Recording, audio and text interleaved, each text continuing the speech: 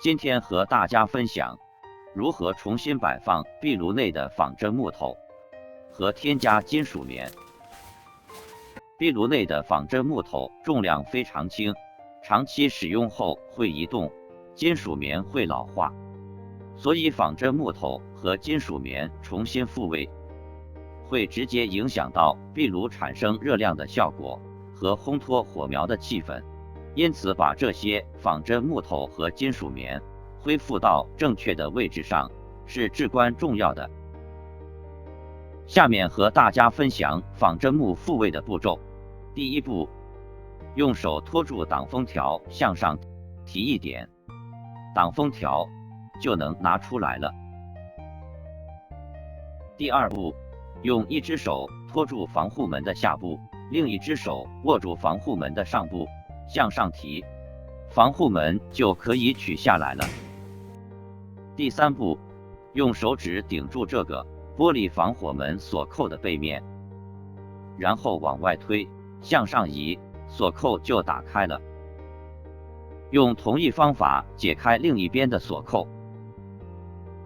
再用双手慢慢把玻璃门放平。第四步，在重新摆放仿真木头位置时，不要把仿真木摆成像架在火焰上的那种形状，因为仿真木毕竟不是木头，它永远不会被火焰烧成像烧红的木炭一样，所以正确的摆放方法是让火焰贴着仿真木的表面燃烧，这样的话，火焰很快就会把仿真木的表面烧红，加速产生辐射的热量，具有真实感。仿真木的材质非常轻，也非常脆弱，所以在摆放过程中要小心轻放。不同的壁炉，它们的煤气出口的轨迹可能不一样，你在重新摆放仿真木的过程中，要遵循煤气口的轨迹，尽量把仿真木靠着煤气的轨迹边上。第五步，为了增加壁炉的热量，避免煤气燃烧产生的灰尘和烘托火苗的气氛，会在煤气口的边上放上金属棉。这些金属棉用久了以后，会逐渐老化，失去原来的效果，所以要重新添加新的金属棉，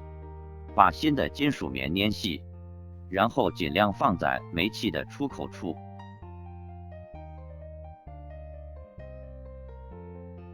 再给煤气壁炉 gas fireplace 添加金属棉 mineral wool 和复原仿真木 logs 位置的时候，建议大家戴上手套，防止皮肤过敏。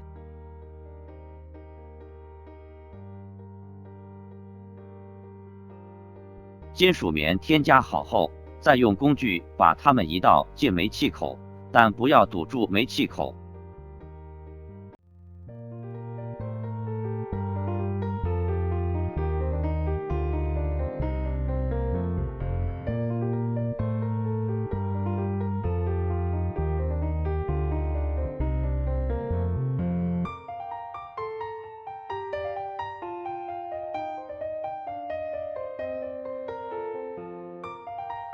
第六步，摆放工作结束后，顺便用玻璃清洁剂把玻璃防护门清洁一下。清洁结束后，用双手把防护玻璃门轻轻关上。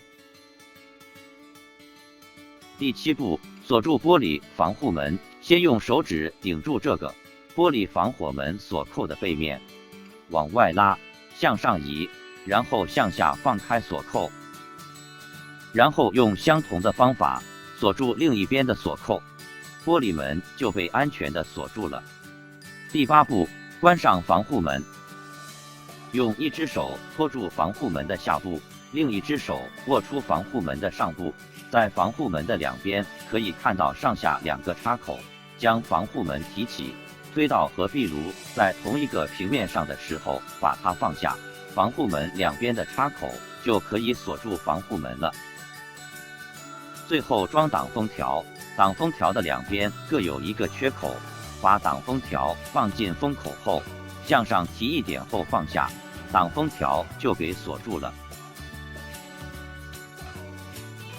在这视频中哪里做错了，或有欠缺的地方，请您提出宝贵意见在评论区，供大家讨论，谢谢。第一种错误的摆法，仿真木摆成了像架在火焰上的那种形状，金属棉堵住了煤气出口，辐射热量受到压抑，就会出现如视频所示的情况。第二种错误的摆法，金属棉离煤气口太远了，造成火焰太大了，就会出现如视频所示的情况。第三种为正确的摆法，就会出现如视频所示的情况。这是复原后仿真木的燃烧状态。欢迎订阅 Thank you for subscribing, 分享 sharing, 点赞， and like. Thank you for watching. 下期将为您介绍硅胶的使用方法。我应该选哪一款硅胶呢？